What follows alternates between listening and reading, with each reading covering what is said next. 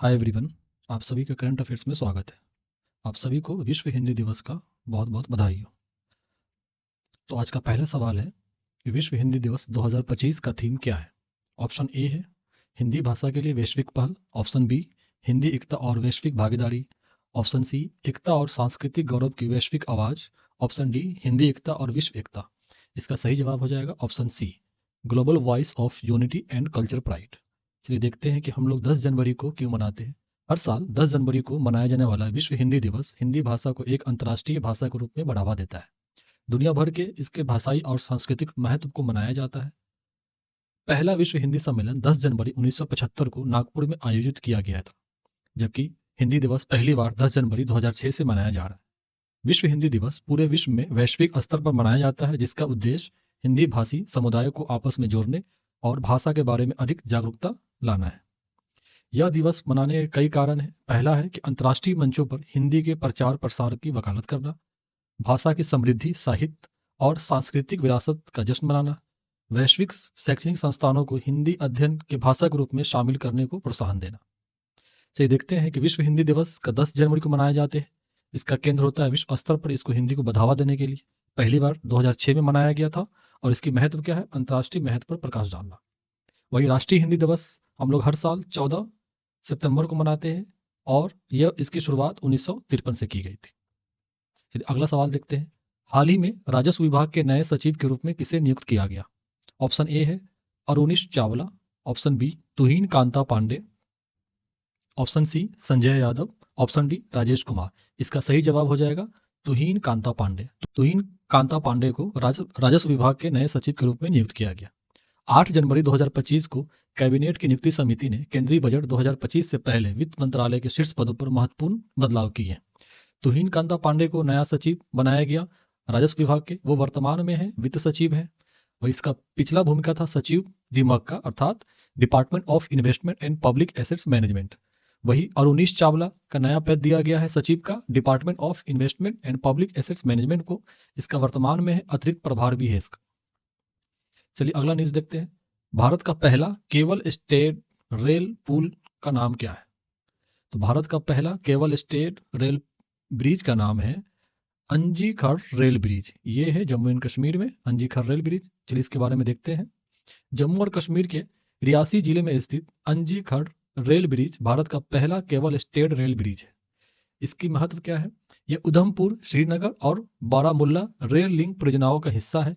इस परियोजना का उद्देश्य क्षेत्र में, जम्मू कश्मीर के क्षेत्र में कनेक्टिविटी को बढ़ावा देना और आर्थिक विकास, पर्यटन दोनों को बढ़ावा देना है। पुल की कुल लंबाई है 725 मीटर। इसकी मुख्य विशेषता यह है कि ये सिंगल मेन पाइलन, एक सिंगल पाइलन पे ये खड़ा है, जो देखने में बहुत ही प्रभावशाली लगता है। इस नींव का यह पुल कटरा और रियासी को जोड़ता है, जिससे इन दोनों स्थानों के बीच यात्रा को आसानी हो जाती है। उधम श्रीनगर बारामुल्ला रेल लिंक क्या है, इसके बारे में जानते हैं। उधमपुर श्रीनगर बारामुल्ला रेल लिंक परियोजना का उद्देश्य कश्मीर घाटी को भारतीय रेलवे नेटवर्क से जोड़ना है। इसका उद्देश्य कश्मीर को शेष भारत के साथ एकीकृत करना तथा क्षेत्र में विकास को बढ़ावा देना है। इसे 2002 में राष्ट्रीय परियोजना घोषित किया गया। 272 किलोमीटर लंबी इस प्रोजेक्ट में भारत की सबसे लंबी परिवहन सुरंग T49 भी शामिल है, जिसकी लंबाई 12.75 किलोमीटर है। इसमें प्रोजेक्ट में दुनिया का सबसे ऊंचा रेल पुल चिनाब ब्रिज भी शामिल, जिसकी लंबाई 1315 मीटर है। अगला न्यूज देखते हैं। निम्नलिखित में से कौन सी पहल भारत में महिला खुदरा व्यापार मालिकों को, उद्यमियों को सशक्तिकरण से जोड़ना है। ऑप्शन ए है नीति आयोग का महिला उद्यमिता मंच और न्यू शॉप। ऑप्शन बी महिला नेतृत्व कार्यक्रम। ऑप्शन सी राष्ट्रीय कौशल विकास मिशन। ऑप्शन डी है महिला आर्थिक सशक्तिकरण पहल। इसका सही जवाब हो जाएगा NITI Aayog woman entrepreneurship platform and new shop. इसके बारे में देखते हैं। हाल ही में नीति आयोग के महिला उद्यमिता मंच ने एक पहल एम्पावर हर 20 सपनों की उड़ान न्यू शॉप के सहयोग से शुरू किया। इस कार्यक्रम का मुख्य उद्देश्य है खुदरा क्षेत्र में महिला उद्यमियों को आवश्यक मेंटरशिप, प्रशिक्षण और वित्तीय सहायता प्रदान करना, जिससे वो सशक्त हो सके। यह महिला सशक्तिकरण के लिए एक मंच है। प्रतिभागियों को खुदरा प्रबंधन, डिजिटल उपकरण और वित्तीय साक्षरता और व्यवसाय विकास में मूल्यवान जानकारी मिलेगा। रोमानिया और बुल्गारिया को यूरोपीय संघ के शेंगेन क्षेत्र के पूर्ण सदस्य कब मिला। ऑप्शन ए है 2007 में। ऑप्शन बी है 2015। Option C 2025। Option D 2024। इसका सही जवाब हो जाएगा 2025 में। रोमानिया और बुल्गारिया को शेंगेन क्षेत्र के पूर्ण सदस्य 2025 से मिला है। रोमानिया और बुल्गारिया 1 जनवरी 2025 को आधिकारिक तौर पर यूरोपीय संघ के शेंगेन क्षेत्र के पूर्ण सदस्य बन गया है। अब तक दोनों देशों के पास शेंगेन क्षेत्र की आंशिक सदस्यता थी। रोमानिया और बुल्गारिया ये दोनों 2007 में यूरोपीय संघ में शामिल हुआ था।